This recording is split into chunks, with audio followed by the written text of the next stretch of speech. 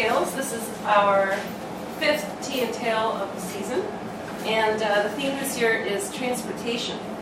So our topic today is the Bridge River Power Project. You might wonder, what does that have to do with transportation? But the Bridge River Power Project essentially formed the early road system, and the roads that service the transmission lines south of Pemberton turned into Highway 99. But in doing some research on the Bridge River Project, it's a much larger story, so we thought we'd turn it into a whole tale.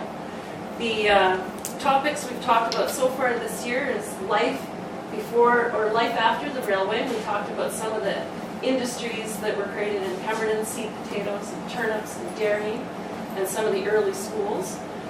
And we also have explored the gold rush period of the late 1800s.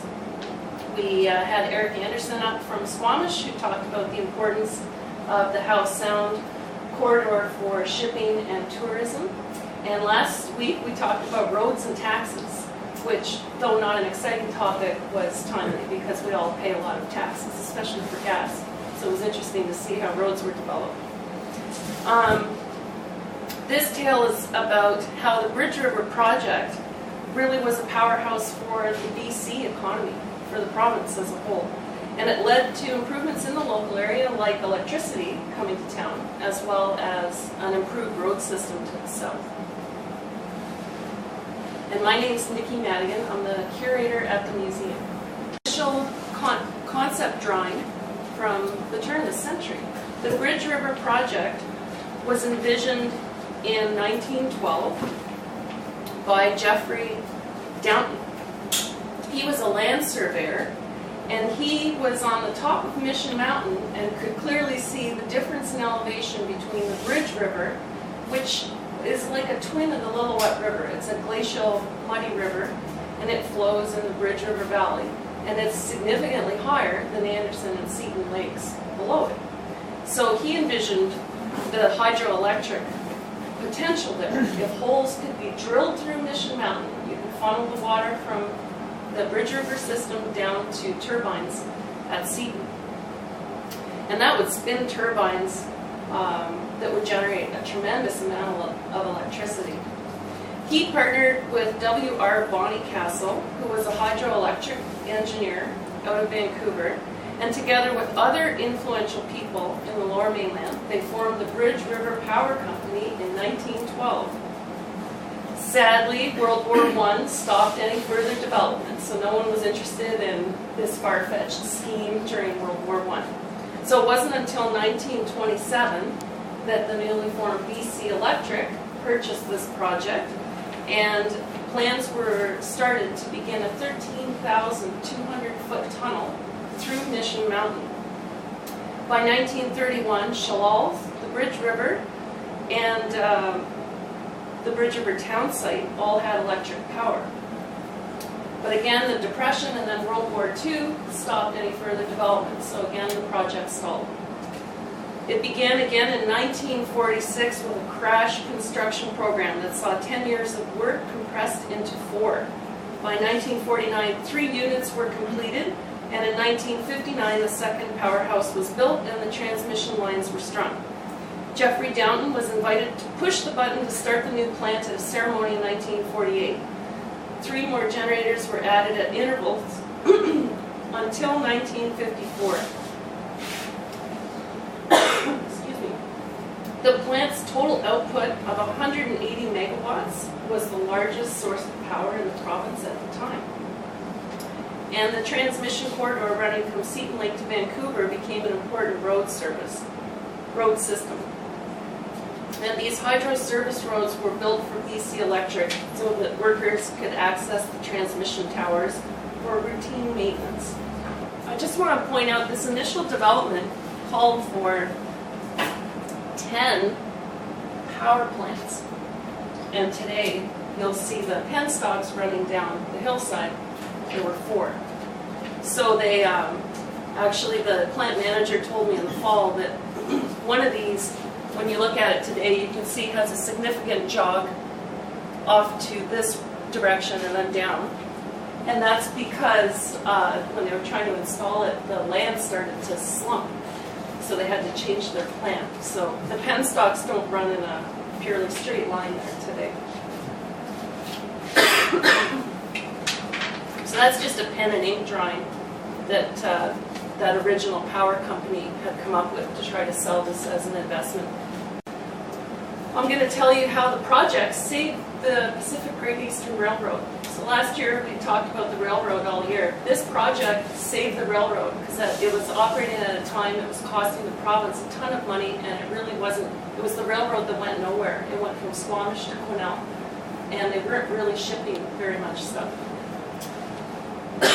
I'm going to tell you about how the events in Braylorn and the King Bain strike led to a real boomtown era out in Seaton.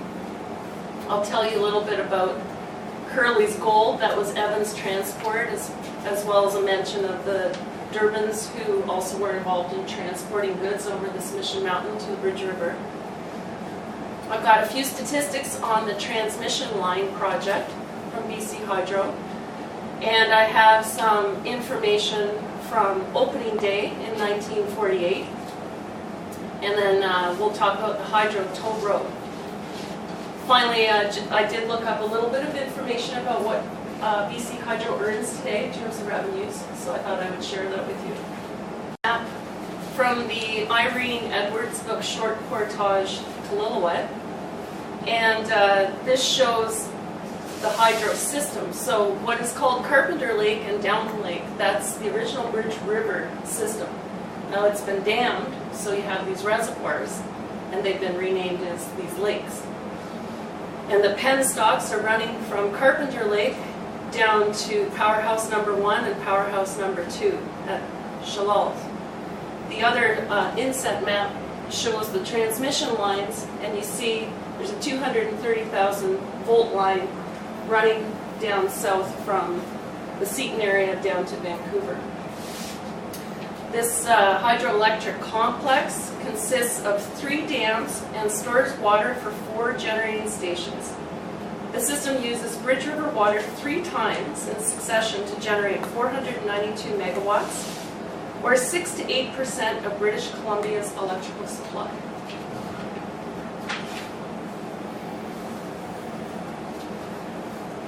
The photograph on the top of the Pelton wheel inside, or the turbine inside the railway car, that came from BC Hydro. That's circa 1930s. And the other photo we scanned out of a book on the Bridge River called Bridge River Gold. And you see these men standing in one of these penstocks that were going through Mission Mountain. So through the 1920s, there was much work done to make the project a reality. In 1926, a huge freight yard was built at Shalalt. PGE anticipated there would be a lot of equipment like this turbine that needed to be unloaded, so they really invested in a loading station there. And construction of a proper road over Mission Mountain was begun in 26. A diversion dam below Mission Mountain Road was also started.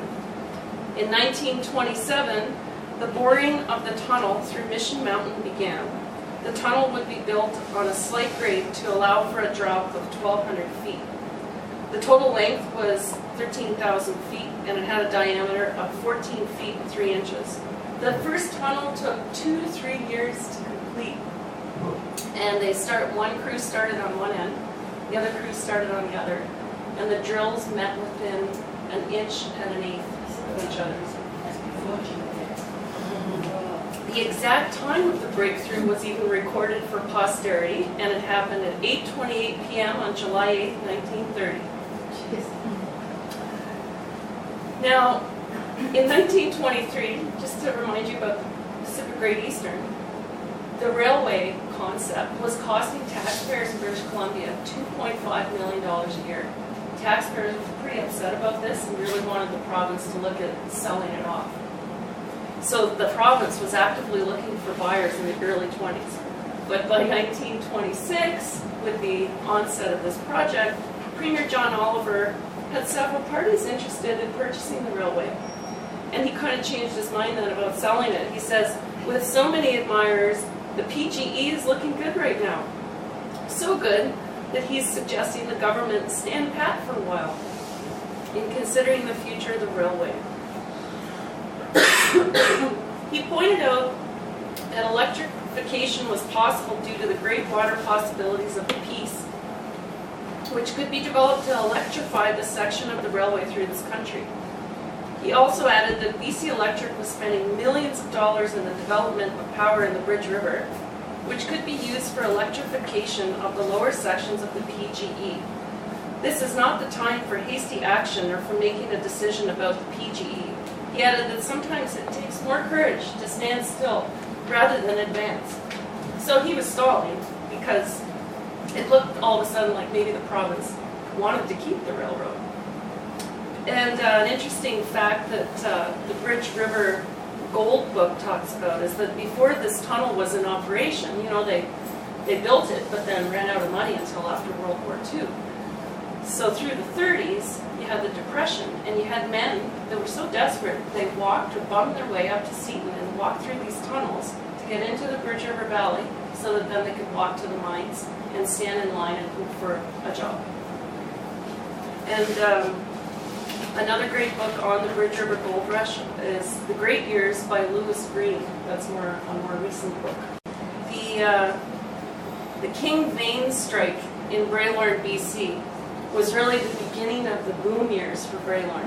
Gold was found in the late 1890s, but it was the King Vein strike in 1933 that really led to the boom era in Braylorn and Pioneer. It also led to Shalal becoming the busiest station on the PGE railway line. Some stats for you about Braylorn. It was BC's largest lode gold producer. It had very rich gold-bearing ore, the richest that they ever saw in the BC province. They were able to get 5 ounces per ton out of ton ore.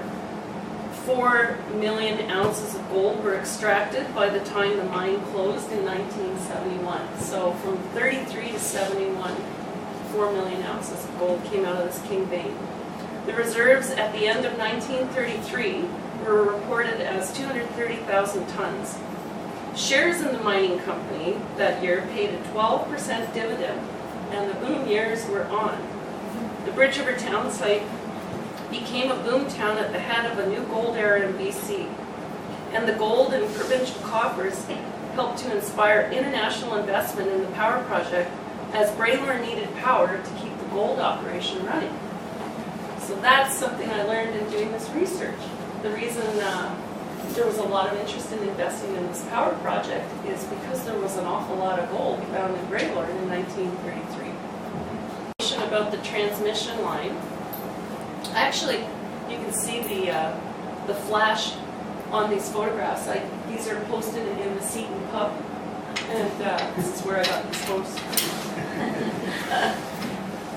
The transmission line to Vancouver is carried over 130 miles of rugged mountain and swampy muskeg country on 699 steel towers, averaging 60 feet in height, each containing 10 to 20 tons of galvanized steel. These all had to be moved into place and erected.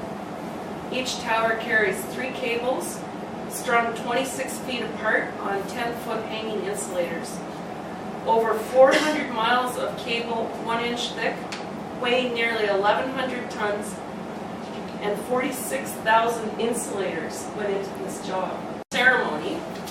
You know, the project started in 1912 and limped along, but it was this period of 46 to 48 that really led to this opening ceremony. So BC Hydro has given us some information, what they were able to pull from their archives.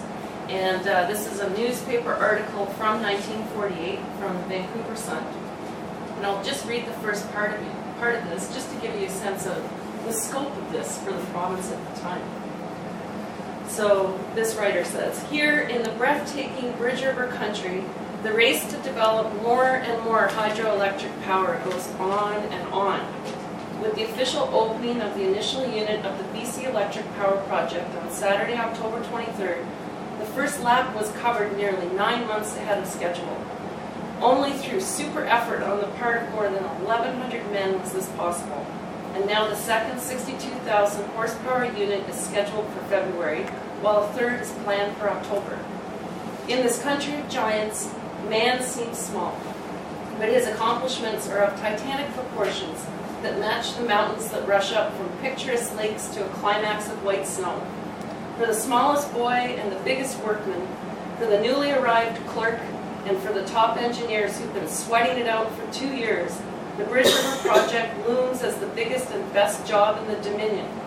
They are fiercely proud of the development and the part they are playing in its fulfillment. Bridge River Project does not belong to the BC Electric alone, nor to this construction company or that engineering firm. It is claimed by everyone at South Shalal, by all workers at the diversion dam across Bridge River on the other side of Mission Mountain, and the men at La Joie Falls, 40 miles upriver where a storage dam is taking shape. Mr. Downton was at this ceremony, and he expressed the hope that the project would brighten the lives and lighten the toil of thousands for years to come. And then he pressed a button, causing a klaxon horn to roar. Immediately, the control valves at the base of the penstock were opened. The pent-up water dashed against the buckets of the Pelton wheel. The rotor began to whirl and hum. And a ready kilowatt figure, this guy up over here, ready kilowatt figure outlined in light bulbs flashed on. Bridge River Power began surging through the 130-mile transmission line, and the crowd cheered and applauded. Here are some men surveying the line that the penstocks have come down. That would be quite the job. So I wanted to give you some excerpts of this speech. So Mr. Brower, he was the president of BC Electric, and he presented G. Downton with a gold watch at this ceremony. So what he had to say, and this was from the BC Electric Family Post. So this is an internal newsletter that was circulated at BC Electric. So he said that as a result of this power development, a new impetus would be added to the expansion of the Lower Mainland and the province as a whole. And a better way of life would be assured to those of us who live in this wonderful part of the Dominion of Canada. He says, today we are at the portal of a great river of commercial, industrial, and domestic progress that will stretch ahead of us with all the mighty flow and strength that 600,000 horsepower of hydroelectric energy will provide. Bridge River as a reservoir of power for the development of the Lower Mainland of British Columbia has been talked about for years. Ever since, as a matter of record, our good friend and pioneer of this area, Geoffrey Downton of Lillooet, first had the vision in 1912 as he stood atop Mission Mountain. It is to Geoffrey Downton that I should like to pay tribute. Every citizen in British Columbia owes a debt of gratitude to him and to those men of vision and of performance who followed him and carried the vision through. The first 3 units of the ultimate 10 that marked the full Bridge River development were by far the most important part of the $50 million post-war program that the company announced in 1944. This program was budgeted for a 10-year period, and the post-war depression did not materialize. In fact, the indices of growth for our areas rose at a faster rate than during the war. Right now, our electrical load is growing at a rate of 14% over last year. One big virtue I can claim from my company under these circumstances is that we kept a flexible mind, and as soon as we saw which way the trend was going, we greatly speeded up our program. Thus, a second and then a third unit were authorized in rapid succession, so that by the end of '49, by the end of the first 4 years of the post-war period, we shall have the first 3 units of Bridge River in operation. Whereas our original program did not call for the third unit until the end of the 10-year period. He also talks about how this really became a driver of BC's economy. He says the great BC Electric private enterprise system is by all odds the institution through which BC is best known to investors throughout the world, where our securities with an aggregate value of about $150 million, this is in 1944, are widely spread. It deserves special mention that even with this accelerated program, we've had no difficulty in raising capital funds.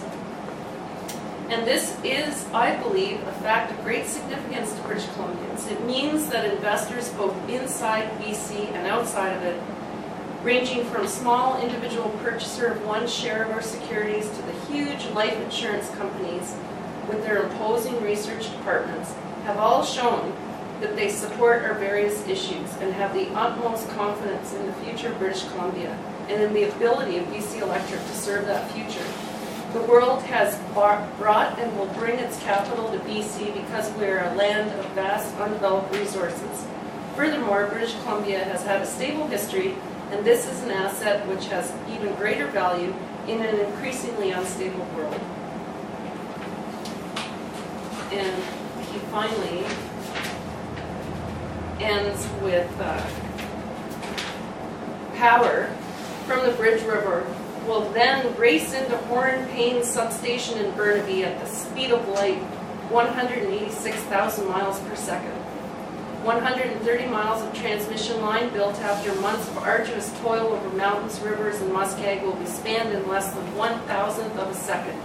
New impetus will be added to the expansion of the Lower Mainland and the province as a whole, and a better way of life will be assured to those of us who live in this wonderful part of the Dominion of Canada. These are the only 3 photos we have been able to get so far of this original Hydro toll road. So we have one from BC Hydro from 46. There's this one from 86, which is from the Lillooet Museum. And the photo taken from the freight train above came from the Warner and Audrey Oberson collection, and it's from 1956. I'm not sure where this is south of Pemberton, but it's somewhere south of Pemberton. The Hydro Tower Service Road was described as a little bit scary in places. And that's the theme of our last presentation on August 18th. The person that said that was Doug Clark of Surrey. He traveled the road in a semi-trailer in 1964 hauling a prefabricated house. So we have very few pictures of this era. So for those of you with friends and family in the area or photo albums at home, I ask that you check them because we're actively seeking photographs of this early hydro road that became Highway 99. I know Dave Steers has been sending me quite a lot of images from his personal archives over the last week since our last talk. Just has a couple of pages about the Bridge River project in her book that focuses on the history. See, she says, no words or pictures can describe the immensity of the Bridge River project or illustrate the difficulties of a small army of men who battled terrain and elements to finish the task on time. There was only one single mountainous road leading to the Mission Dam site, over which equipment, supplies, and manpower had to be transported continually. No one has mentioned the divers who went down under soupy clay to pump the clay cores into the base of the dam. The men who clung to the side of the mountain, stringing and linking giant penstocks, and the ones who ran the machinery up the steep face to put them there. The exact engineering that enabled crews to tunnel from each side and meet inside at a precise measurement. The almost impossible task of erecting towers on craggy cliffs where there was no road to work from, and the dangers involved in stringing the giant cable on these towers, stringing it on and on, over mountains and across canyons. There were bad accidents, and a considerable number of men lost their lives so that we might have power. So here's a picture of Jeffrey Downton, taken up in Lillooet. He's picking peaches or apricots or something. And then there's another photograph I got at the pub of the Bridge River system, and it shows the different lakes, and they're trying to show the elevation of the project. So the Bridge River project was a powerhouse for the province of BC. That's my opinion after researching this. And this is in terms of the revenue it has generated for the province in the past and even today. Expenditures by BC Electric in the 20s through to the 50s, insured Greylorn mines had an unlimited supply of power, which in turn led to a steady supply of gold into government coffers. The scope and breadth of the system was groundbreaking, and there were many delegations from many countries over the decades who came to view the potential of large-scale hydroelectric projects. Though it was very successful, there were some adverse consequences. Despite some mitigation efforts, the salmon fishery on the Bridge River was ruined after the flooding of the Bridge River and the creation of Downton and Carpenter lakes, and their erratic ebbs and flows depending on hydro demands to the south. This had long-standing impacts on First Nation communities that depended on this fishery. Also, the historic gold rush town of Minto City that was envisioned and constructed by Big Bill Davidson of Greylorn was raised and flooded. At low water, the faint outline of the town and its streets can still be seen emerging in the sand flats, little hydrants, little bits of street. Minto was also a Japanese internment camp in the 1940s, but sadly all physical evidence of this town are now under the waters of Carpenter. What's happening there now? I went up in the fall, and it was something. There are people everywhere. There's a big project going on up there. The Bridge River powerhouses still today have a maximum generating capacity of 480 megawatts and an average generating capability of 2,670 gigawatts per hour, per year. Now that's enough to supply power year-round to the city of Surrey. That's how much power that is. Lillooet News had an article in 2014 regarding BC Hydro's plans for refurbishment and capital upgrades of Bridge River. And Lillooet's hoping this is a boost to their local economy. The Hydro's media relations department valued the projects they're doing there they'll spend from $1 to $60 million over the next 7 years. And these projects are only the beginning of extensive multi-year plans to recapitalize the infrastructure in the aging Bridge River hydroelectric power system, which supplies 8% of the province's power. Hydro has said that units 5 and 6 in the second powerhouse have to be rehabilitated because they're not working at top speed and they're 60 years old. So they want to ensure those units can run at full capacity. Now, they were reluctant to attach a specific figure in terms of the number of possible new jobs, but rumors circulating in Lillooet say up to 400 new jobs can be created. They have torn down the old Bridge River town site and replaced those houses with modern quadruplexes, and these are housing the hydro workers that are there today. The motel is also being completely rebuilt, and there will be a new 100 and some odd RV and camping site that's going in to see. This is all happening right now, so if you haven't been up to see it recently, you should go have a look. The revenues for BC Hydro are pretty startling. I actually had to ask a few people to even how to state these numbers today, but I looked at their annual report as of 2014. Their revenues after regulatory transfers for the year were $5,392 million. Now that's $494 million more than the prior year. So 2014 was a good year. And the reason that those revenues are higher is due to the higher domestic revenues. $281 million was due to higher average customer rates. And then they also made money trading hydro to California, Washington, etc. And those generated $213 million. Net income, so after all those revenues, you deduct expenses. Their net income was $549 million, which was $40 million beyond 2013. Capital expenditures, just in 2014, were $2,036 million. And that's a $107 million increase over the prior year. They state at the end of their report that BC Hydro will continue to invest to refurbish its aging infrastructure and build new assets for future growth.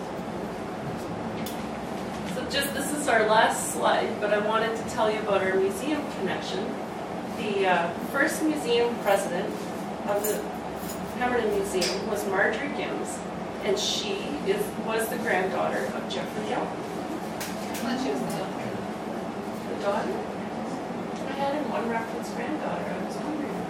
I'm sure she said it was her father. Yes. So she's the daughter, as Peggy knows, but I just wanted to tell you, BC Hydro did fund a big component of the transportation exhibit next door. And they did work with us and provide a lot of historic images and some of these newspaper articles that I read to you today. A field trip to the power plant also last fall resulted in them loaning us some of the few artifacts that they have, and they're on display and on a corner shelf near the panel that talks about the Bridge River Power Project. Those items we'll only have for the summer, so if you want to see a glass insulator, that's all we have, just till the end of the season. So the Bridge River Project, despite its humble beginnings, had a huge impact on the local area as well as the province. It saved the PGE in the 1920s. It created over 1,100 jobs in the 1940s. It established early roadbeds that became Highway 99, and it's continued to earn revenues for BC throughout its history. The project was a powerhouse for the province in its early years and provided a foundation for growth and prosperity. Hydro generation continues to be a huge economic driver in BC to this day. And that is my tale for you regarding the Bridge River Project. I know that we have some people here from the Anderson Lake area though, so if anyone has any comments or information to add, we don't have a lot of info on this topic.